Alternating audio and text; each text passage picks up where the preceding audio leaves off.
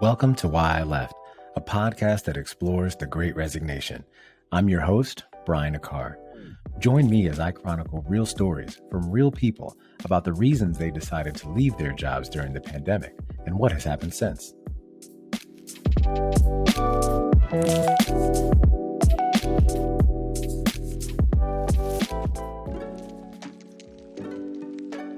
Hello, and thanks for tuning into this episode of Why I Left. In today's episode, I chat with Jennifer Raibon. Jennifer is an attorney with steady firm and in-house experience who decided it was time for a career pivot during the pandemic. She's now a real estate investor and entrepreneur and excited about what's next in her career. Let's go check out her story. All right, welcome back. So our guest today is Jennifer Raibon. After spending over 10 years in the legal industry as an attorney in a large private firm and as in-house counsel for a Fortune 500 retailer, Jennifer decided it was time for a change and has committed to real estate investing and other endeavors. Her and her husband, Mick, also host their own podcast called Chakras and Shotguns, which focuses on spirituality and preparedness. So I love that they're a part of the podcast tribe too. So I'm excited to have her on the program. So Jennifer, welcome. How you doing today? I'm great. I'm excited to be here. Thank you for having me. No, definitely. So look, prior to us getting into, how your career really pivoted during the pandemic, would love for the audience to get a sense as to who you are and where you're from. So tell us about your upbringing and where you call home.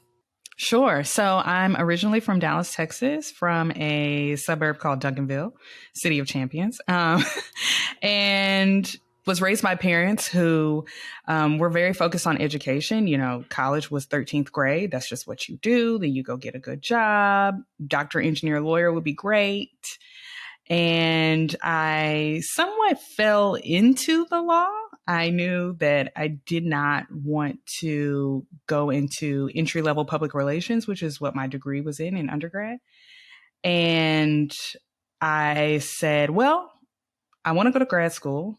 Law sounds fun. I guess I'll go that way. And so I somewhat fell into it. And it was kind of a lot of coincidences. Do I believe in coincidences? Not much anymore, but just a lot of things happening where I kind of fell into law school, stayed at my undergrad, went to their law school, then fell into my firm and hung out there for a while. And then when I decided to leave, an email fell in my lap to go to my in-house gig. And it was kind of this, I used to beat myself up as I wasn't thoughtful, but it was really, I felt like the universe was kind of leading me along to where things moved with ease, which was really great for me. So ended up in law, about over 10 years of practice. And I made the somewhat, what my mother would probably say, crazy decision to pivot into real estate investing and entrepreneurship. No, I love that. And we'll definitely dig into some of those things too. And so when you think about your career overall, right? And although it may not be a coincidence, right? Clearly you were good at what you did. And so what have been some of the things that you were passionate about professionally? I think that while I ultimately realized that I wasn't passionate about the law per se, I was passionate about, and still am passionate about, solving problems. I love to write. I love to think through things logically and see how the puzzle all fits. And those were skills that were very valuable to me as a corporate attorney. This party wants this part of the deal and this party wants that, and they don't quite meet up. And how can we compromise and get the best solution for everybody? That's a puzzle. So I was really good at that. But someone would send me an article about the latest Supreme Court decision and I'll be like, okay, that wasn't something that lit me up inside. I found myself wondering, do people really love contracts? And there are people that I worked with that they loved contracts. They love, oh my gosh, look at this insurance provision. And I was like, well, but I was good at it. So it was this push-pull of, I'm really good at this thing, but I don't love it. And that can be, and I've had this conversation with a lot of attorneys who desire to leave the law, and they're very good at their jobs. And they're like, I don't love this, but I'm good at it. And I've been good at it for so long, and I don't know what else I could be good at. And I'm scared to give myself the chance to explore that. I could really actually relate with that because, I'm an employment attorney by trade, and I fell into employment law very similar to like essentially how you fell into some of the work that you were doing. And I got really good at investigations, like internal investigations. And despite being good at it, at some point you're like, I don't feel like always hearing people's problems, and trying to resolve that. And yeah, I can do it. And some of it can be fun. The game can be fun. But after a while, like you said that and just really touched me because I'm like, oh, I know that feeling for sure. I know that. So I thank you for sharing that. And I'm sure other attorneys who are listening are probably like, oh God, preach, preach. So now, prior to becoming, now you're in real estate, you're an investor there, you're an entrepreneur as well. Tell us more about really your work journey and what's worked well in the environments that you've been a part of. Sure. So I spent 5 years to the day at my private law firm. And that was, in some instances, it was kind of like what you see in movies and TV. You're working really, really hard. You're kind of an overpaid, glorified secretary. You're making a ridiculous amount of money. And you're kind of like, I don't know why they're paying me to copy and paste provisions from one doc to another, but they're paying for your time. And so you fully relinquish control over your schedule. It was very hard for people in my life to not understand that I never knew when I was going home any particular day. Like, oh, I think you call me at 2. Like, oh, I think it's going to be an easy day. I'll be home at 5:30. Something comes in. I'm ordering dinner. I'm at work. So, but I will say this, that my firm gave me amazing, amazing training. And so I was very good at attention to detail. I could pick up a piece of paper and say, like, this one word is a different size font than this other word, just eyeballing it. Great attention to detail, the intricacies of a mergers and acquisitions deal. So they gave me amazing training. I then left and went in-house. And in-house was really interesting because you saw how the sausage was made. You saw everything that bubbled up and died down in a company before you ever engaged outside counsel. So that was really, really good. And I think I became really good at being available, which is great for job security, very indispensable. And I think probably the biggest skill that I learned in my in-house practice, which I feel is where I really grew up and became an adult lawyer, was the ability to make a decision and the ability to like stand up and say, hey, this is the common sense decision. It's not going to get us in trouble with the law. You're okay to move forward. And that for a business is huge. You've created a solution for them. You didn't tell them no, because they always think in-house counsel is the no police. You didn't tell them no, and you gave them permission to move forward and actually execute something that they really want to do. And so I became known in my company as a really good partner, a legal partner for helping our projects move forward. Oh, that's great. And you're right. That is an indispensable skill because a lot of times, you get that pushback from, legal is always just kind of saying the no. So kudos to you for being a good partner. So now I want to take you back to March of 2020. And, look, at the time we're recording this, it's still 2022, late 2022. But, obviously the show is really about why folks have left their jobs during the pandemic. And so it's only natural that we kind of go back to that time, even though things are kind of getting a little bit better now. And COVID really hits us. So talk a little bit about how the pandemic affected you. Sure.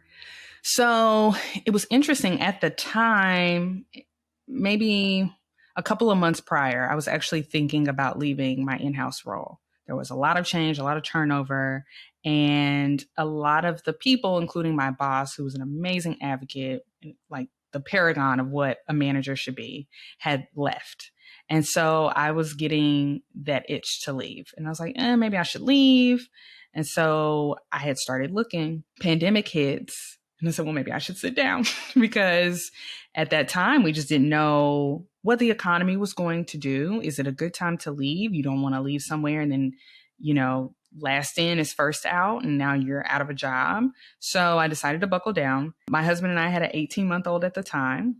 So at that time, and we brought her home, she was not in school. So I started to juggle all of my hats at once. And I fully realized the luxury of separating parenting and school and work and being able to compartmentalize your day.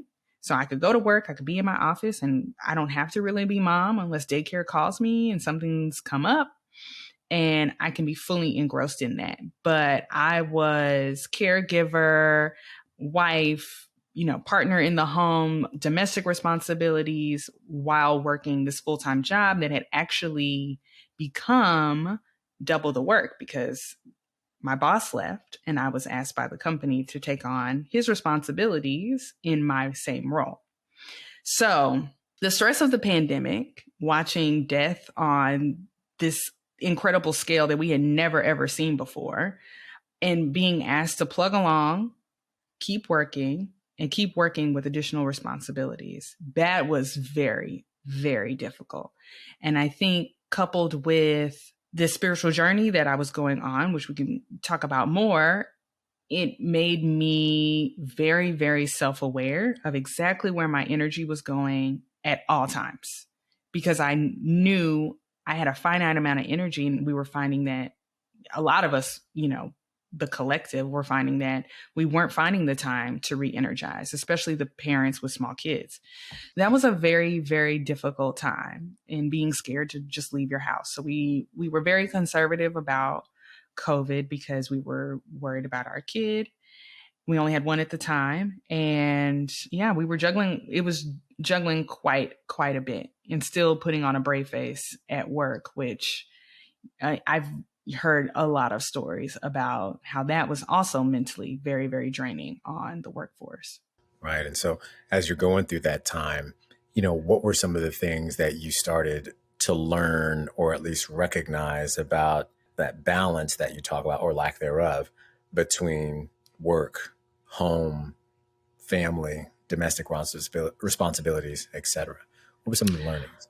Therapy was crucial. I already had a therapist that I really, really liked, which is that can be half the battle, is finding a therapist that you work really well with. So therapy was crucial. I think another tipping point with work was I had a new boss, so that I had never met before. So we didn't really have the type of rapport where I could come to him and say, I'm really, really struggling, because you're trying to impress your new boss and make sure he knows that you're working very hard, and we're all remote, but I can still work really hard. I think when it initially started, though, as most people thought, we thought maybe this will be over in 6 months. So I was like, okay, I'll just push through. And we decided to try for another baby that summer. And my mother was like, you're insane. And I was like, this will be over by August. It's fine. I'm not due until January. And I had my baby at home. So I had an at-home birth. But I think then we start to really see that we might be buckling down. This might just continue to go and go and go. We're waiting on a vaccine at this point. Then the vaccine comes out and we're like hoping, but not feeling like there's an end in sight. I think what was probably my really big wake up call is during my pregnancy. When I'm pregnant, I'm very, very sensitive to how much stress I'm under. I try to be as zen as possible. I try to relax as much as possible. Being pregnant a second time with a small kid at home is already difficult. And I had this workload that was frankly becoming unmanageable. I found myself very angry, very stressed all the time, which as I was becoming more aware of myself and my emotions, I knew that was not sustainable. And which also made me very angry that my pregnancy wasn't as peaceful as I would have wanted it to be. When I was on maternity leave, I had multiple calls and texts and voicemails from people who were not supposed to be calling and texting and leaving me voicemails. And I think coming back, I said, I have to change this. I have to take control of this, because I can't expect anyone to show restraint if I'm not putting the boundaries up for myself. And so I think 2021 was really the start of me asking myself, what do I really want? How long do I really want to be here? How can I make this sustainable for as long as possible until I find the exit ramp that works for me? No, that's great. And so, and you'd mentioned this earlier. You had some upward career movement during this time. Is something I noticed, and either in kind, right? Either like they gave you more work, or an actual promotion. And so, how did this transition, coupled with the pandemic, all the other things that you were feeling, really start to affect your relationship with your job? So I had a couple of promotions since the pandemic started. And unfortunately, each one was bittersweet. I think each one were direct results of me advocating for myself. And when you have a mentor and a manager who had been such an amazing advocate, both internally with the company, and I would hear things around town about how much my boss advocated for me. And when you see that and you go to advocating for yourself, which was like, not to segue, but when I was at the firm, I used to be a big champion for advocating for yourself, and you go out and get the project that you want. And then I got a boss who advocated for me and realized I was swimming upstream all that time. So going to that type of support, that person leaving, and we're still very close. He's doing amazing. That person leaving to pursue a better opportunity, and then me back advocating alone and being my champion for myself, that was really, really difficult. That was really difficult and somewhat traumatic, if I can be honest. My last promotion, I was actually promoted into a VP role, which amazing, job well done. This is, this should be the highlight of your career. And it really was.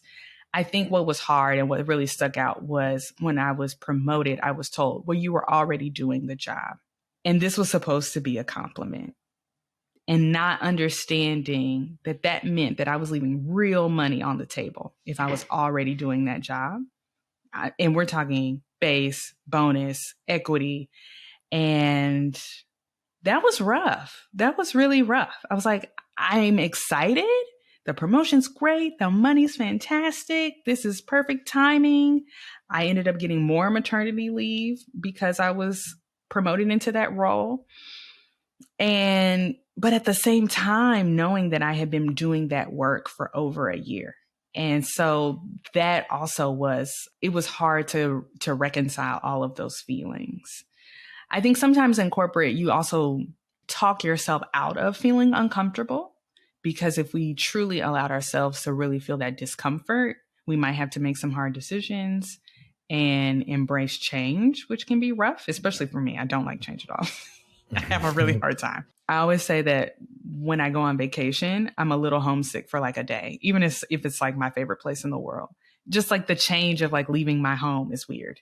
So I think I talked myself out of feeling uncomfortable with how that all really happened. But the more time that I spent and feeling like I should have gotten more authority and presence in that role, and not a lot really changed, and the work increased and the resources decreased, I realized, yeah, it's really time to make a change that's going to be really scary and leave my W-2 behind. No, I hear that. And now, kind of pivoting into this now big decision that you made. So after being in this last role for almost 6 years, you decided, it was time to move on. Around what time of year was that again? That I left? That you left. Yeah. What time was? So I left at the end of June, 2022. So 2022. It hasn't even been a quarter since I left. Wow. Yeah. So look, so now you leave June of 2022. And so ultimately, as the show, notes, so why did you leave your job during the pandemic? I had been thinking about investing in real estate for quite some time. Probably, it was always a goal of mine to have one rental property. I think that was kind of the thing. I said, yeah, my husband and I bought our first house, and I said, I want to own a rental property one day. That was the goal. And then my husband sent me a podcast about real estate investing, and I just fully dived in. You will never see me read a Supreme Court case. I'm ingesting everything real estate. I'm buying books. I'm listening to podcasts, anything that I can get my hands on. I just want to just absorb it all like a sponge. And so I started looking for deals and started wondering, how can I make this work? And where can I find the capital? And what's the best way to do this? And so I'm doing a lot of research.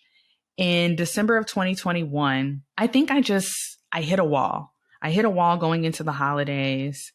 And I said, you know what? I think I've been giving my 100% and I've been going like full throttle for a very long time. I need to roll all of this back. I'm going to fulfill my responsibilities. I'll show up for every call. I'll be present as long as the information like involves me. I'll be present, communicative, participate. But I fully understand now what is an emergency at this company and what isn't. And I'm not going to allow other people's poor planning to be my emergency any longer. So I would say I probably dialed it back to 40% at work. Now we have a term for it, quiet quitting, which has happened since I quit. I was thinking that. I was like, yes, quiet quitting is the best. And I say this, and of course, companies have come out with a bunch of backlash, like quiet quitting, this is terrible, it's irresponsible. That year, when I had my annual review, I got the second highest rating. And this was like, I got the second highest rating. I got promoted the year before. I got the same rating the year before. So I'm on a great trajectory. To get the best rating, you have to save the company like tens of millions of dollars. Like a handful of people get this in the whole company. So I'm doing great. And so when I got that review, I was like, I absolutely made the best decision that I could have made for myself. And so I made sure that I was meditating and resting and taking walks. And, we have our phones. If you need me, you'll call me. I'll check my email. If it takes me an hour, I'll get back to you. But I really had to create more boundaries with everything that was going on around me. In that time, what I found was that freed me up to pursue this passion of mine. And so the company ended up having a very large payout, which I am extremely thankful for. And all of my equity was paid out. And so that solved my capital problem. I quiet quit. That solved my time problem. And I found a house in Dallas and I flipped it with a partner and it was amazing. And I was so creative and I was so energized. And I just would wander Home Depot and look at flooring and tile. And like, this is like the most amazing thing that's ever happened to me. And compare and contrast to sitting at my computer and answering an email where someone in the company is asking me what our corporate address is. And and this is not, me being arrogant about my title, but you really ask a VP in legal what the company address is.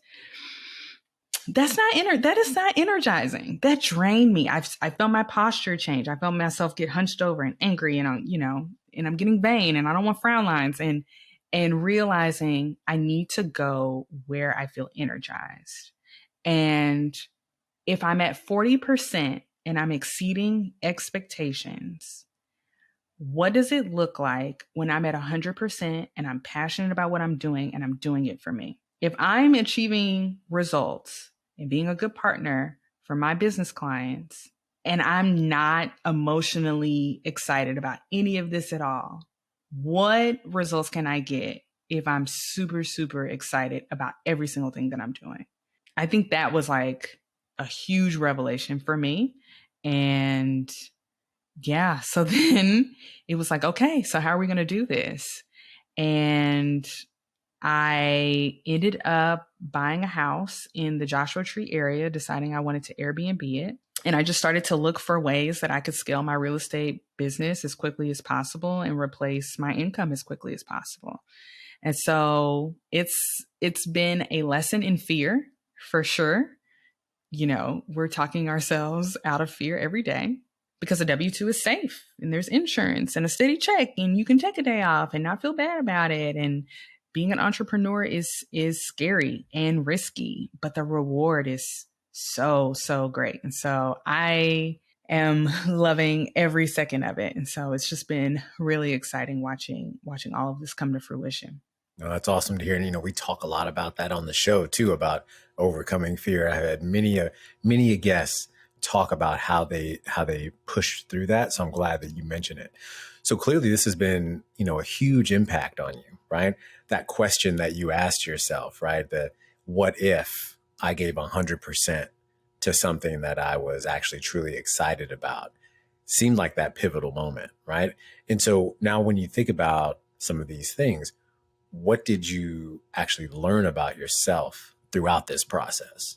I learned to trust myself, which has been something that I have been working on diligently probably since 2019. And there were things going on in my personal life. My work life was starting to get a little crazy and work-life balance was getting out of whack. And I really had to learn how to trust myself, trust my reality, because I have come to find that company culture can gaslight you a little bit. And I know gaslight, some people don't like that word, but it's, we're a family and everything's amazing and we really were watching out for you, but you're watching the actions and they don't feel like there's any empathy and that there's not any real care for people's mental health, for their workload. And I had to really trust what I was seeing happening around me and know that, no, you do have more work. You absolutely do have more work. And you're asking for additional people on your team and you're constantly told no. And so that's real. And you are burnt out.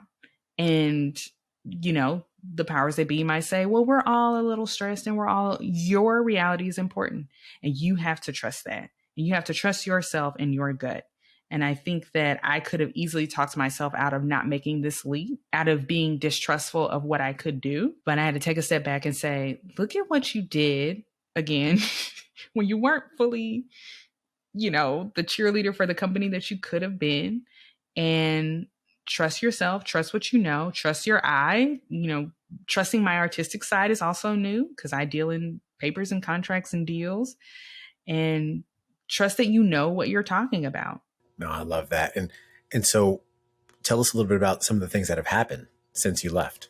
Sure. So also all around this time, my husband and I made the decision to move our two kids to Los Angeles. So if I had quit Texas to LA. Yes, Texas to LA. So if I had just decided to leave my job and stay in Dallas, I think I probably would have heard less grumbling from our parents. But then we decided to move to California. And my husband he had already made the move to being an entrepreneur, probably a year prior. And so they're like, okay, so neither one of you have a job. And it's like, we have jobs. We're self-employed. They were like, so you don't have a job.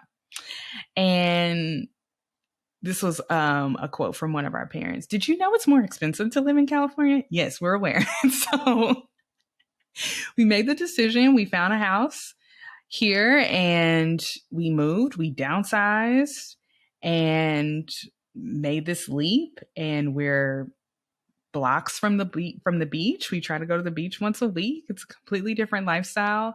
But we were really seeking freedom and freedom on our own terms. And we wanted to live in California. And so that's what we did. I think at the same time, it's like I'm doing this work in therapy. We decided to move to LA. At this same time, at the start of the pandemic, my husband and I were both individually going through our own spiritual journeys. At the end of 2019, we went to Ghana for the Year of the Return, which was this huge event where Ghana invited African descendants of slaves to come back to Ghana, to come to West Africa and experience what that's like. So we did that. And, we saw some things about the history of slavery and all of these things that didn't necessarily, I don't want to just say question, but really expand what we felt our spirituality was to each of us. And so that is something else that, you examine about what is truth and what is reality and what is true for you. And it really made me go internal, which I think a lot of people did during the pandemic. A lot of people started really just because they weren't distracted. They didn't have this event and that thing to go to. And they were at home and they went internal and really decided on what they wanted out of life and what that looks like. So we, at this very same time, that was 2021 in February, Texas freezes over, which is, I mean, Texas is hot pretty much all the time and completely froze over. But my husband and I were prepared. I was prepared from a native of Dallas perspective because it usually freezes over in February. But we had a deep freezer and we had solar panels and other things that we had made sure we had in place for a natural disaster like that. And we really got through it without much issue. There were other parts of town that had boil water notices and you couldn't go anywhere and you couldn't get any food. And, you know, it was horrific for almost the entire state. And so we got through that and we really started thinking about your entire well-being, mentally, spiritually, emotionally, physically, and what does all of that entail? And that is part spirituality, it's meditation, it's connecting with higher powers if you believe in them. And physically, how can you make sure that you and yours are taken care of? And so we started a podcast called Chakras and Shotguns, and it's been a lot of fun. That was a lot of fun. So that was like another passion project that I started. And so we've got a lot of really great feedback on it. And we've taken a little break since we moved a couple months ago. So we're really anxious to get that going again. But we talk about astrology and crystals and tarot cards, but we also talk about firearms and solar panels and water filters. And it's a little bit of everything. And so we have a lot of fun with that. No, that's good. And you know, this from a spirituality standpoint, it seems like there's also like you gained a heightened sense of awareness of self, right? Obviously individually, but clearly as a couple too. And so, you know, given kind of the nature of your show, you know, how did you kind of use that awareness to better understand that, you know, obviously, like clearly the job you were in wasn't a match for you, but now this new space was a match. And so was there like a pivotal moment when you recognize that and, you know, decide, hey, you know, becoming an investor and an entrepreneur, this is where my energy should be focused? Yeah. I think I was like, not to be cliche, but like the first step was admitting I had a problem. So realizing that I was burnt out completely. You know, I would take time off and it wouldn't help. I would take time off and people would call me knowing that I was off.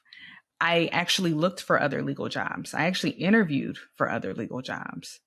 And I realized that I felt an intense amount of dread at jumping into another company's problems.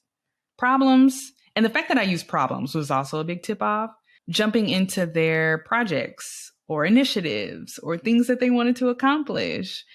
That wasn't what I said. I was like, I don't want another company's issues and problems and the idea of showing up at 110% because that's what you feel like you have to do when you start a new job. I didn't feel like I could show up in that way.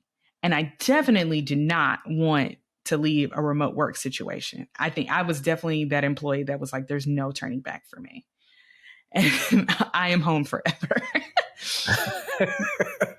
Because I ended up getting so much more time to myself. I lost the commute. I lost some of the chit chat and the drama and all of that kind of goes on in a workplace. I could do my work and then I could focus on other things that were important to me, like my family and my other projects.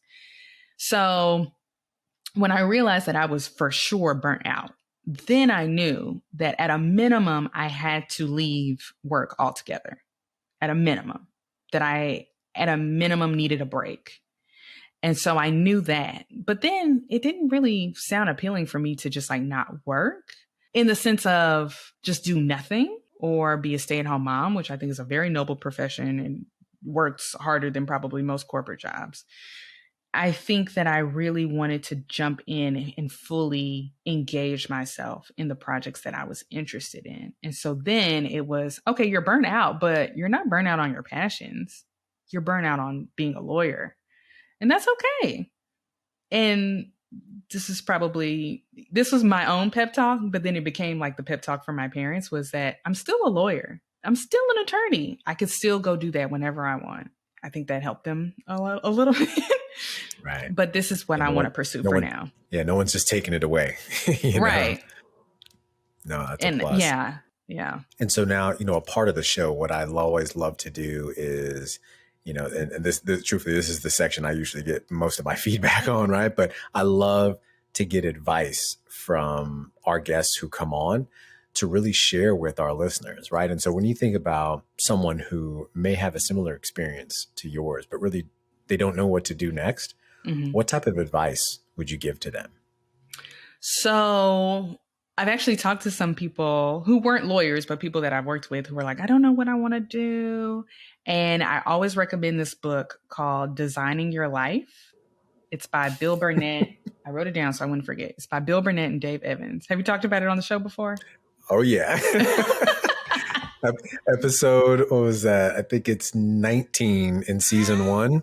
We talk about that. So I love it. It was a woman named Megan Martin Strickland, and she raised that book. So obviously, go ahead. I love it. That book is amazing. It's a great book. Yeah. I think it completely reframes, because I think there's so much that people think that they ought to do. So I don't like this job, so I ought to just get another job. And when you sit down with that book, and there's like this brainstorming and career mapping exercise in there that helped me like really drill down on, these are the things that I'm interested in, and like drill down on what would a dream career be. And part of it was like real estate investor. Part of it was, I would love to have a brick and mortar store where I just curate random things from my travels. That would be fantastic. And so drilling down on like what I really want to do and giving myself the permission to pursue those things was huge for me. And realizing that I could really, really be happy doing this.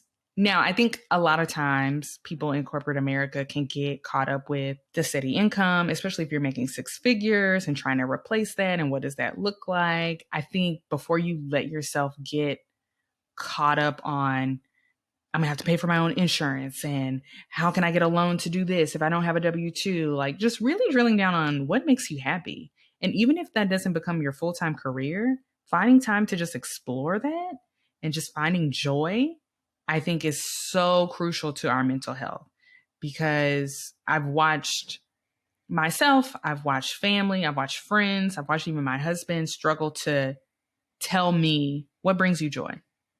And that can be a very simple question. And sometimes the lack of an answer can be very, very profound, because we just get so caught up in the day to day. No, definitely. And now, specifically related to what you're doing now, I think during the pandemic, it's like real estate really blew up. If I'm looking on Instagram and all these other places, it's like everyone is into real estate. And so, sometimes it makes you wonder, well, what are we missing? Right. And so for those who may be interested in becoming, real estate investors themselves, what key pieces of information should they know? I would probably recommend the Bigger Pockets Real Estate Rookie podcast. That one specifically is keyed into people who have not bought a deal. It sounds like bought a deal. People who haven't bought a deal or a property or a house. That one's like really very specific to teaching you the fundamentals. And you hear from people who have only bought 1, maybe 2 houses, maybe 3, which sounds like a lot. But the original podcast is talking to people who are running like $500 million in real estate. And so like, that's a big leap. So that one was the best way for me to start chewing on the elephant, so to speak. That one was a really great one. They have really great books, and just start educating yourself, and then start getting creative on how to find capital to do it. If you want to do an Airbnb, you can get it, and you already own a home, you can probably get a 10% down home loan.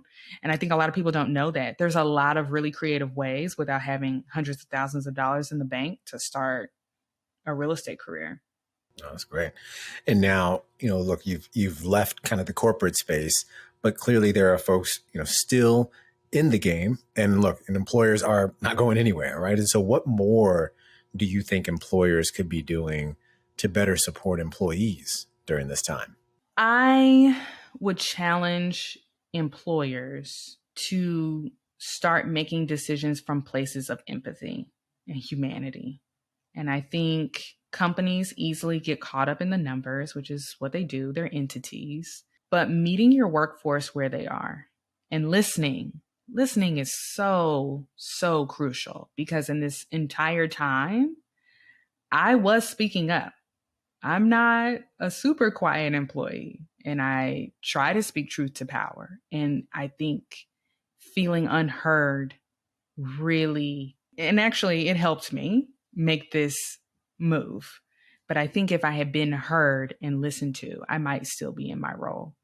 So if you're trying to retain employees who are exceeding expectations consistently, who are doing the work and they're showing up, be empathetic, try and understand what motivates them and what is their why and why are they, what are they passionate about? And they're full people. They're not cogs in the machine to do the work that you need them to do to meet your revenue numbers. They're real people with, real concerns, real other obligations outside of work. And I think once we start seeing the individual for that full picture of the individual, I think we can be better managers and better employers. And I think you can get better results, because when people are really emotionally keyed in, because I saw it at that company years ago, when people are really passionate about the company, it's amazing what they'll do. They'll go to the ends of the world, and I've done it myself. They'll go to the ends of the earth for you. What do you need? How can I show up for you? What time is it? It doesn't matter, because I know that you care about me, you care about my well-being, and I care about this company and I want to see it thrive. That's what we should be moving forward towards, investing in our employees so that they can show up and be their best selves. I love that. I really love that. And now as you look at what's next for you professionally, what's the impact you're looking to have really in this next chapter of your professional life now as an entrepreneur? I had a gratitude journal in the pandemic, and where I would talk about things that I was grateful for. I would try and find new things and things that I wanted to manifest and bring to fruition. And I really would say that it's creating beautiful spaces. Just being able to, especially when it comes to at home or where you rest, and being able to walk into a space and feel lighter. I love that that's part of the work that I do. And maybe it hinders my budget a little bit. I'm not a slap some lipstick on the pig type of gal, but I love creating beautiful spaces. I love creating a place that people can come in and feel warmth and joy and be able to rest and find peace. So that's been really, really fun. And I feel a lot of gratitude for that. Oh, that's awesome. Well, look, Jennifer, I just want to say thank you. Thank you so much for taking some time to speak with me today. I've really enjoyed, hearing your story, your journey, and really the thoughtfulness and the intentionality of your actions throughout, the time during your job, after your job, and really about what's next. So would love for us to stay connected, and would love for you to tell the listeners, where can they find you and support you? Sure. If you want to listen to Chakras and Shotguns, we're on anywhere where you can listen to podcasts. We're on Instagram at Chakras and Shotguns, A&D Shotguns. If you want to follow my real estate journey, I recently started Instagram. I'm trying to get better at social media, be an influencer, I guess. And my username on Instagram is at Jen, Jenn, Invests, Invests. That's awesome. And look, good luck with the algorithm. I mean, I'm trying my best as well. I don't even know. I guess when we get on there, you have a show like this where I guess we are quasi influencers, but I'm still figuring it out myself. So any tips and tricks that you learn, I'll find you and follow you after this episode, and definitely feel free to share. So look, thanks for that info. I'll make sure to put all that info in the show notes.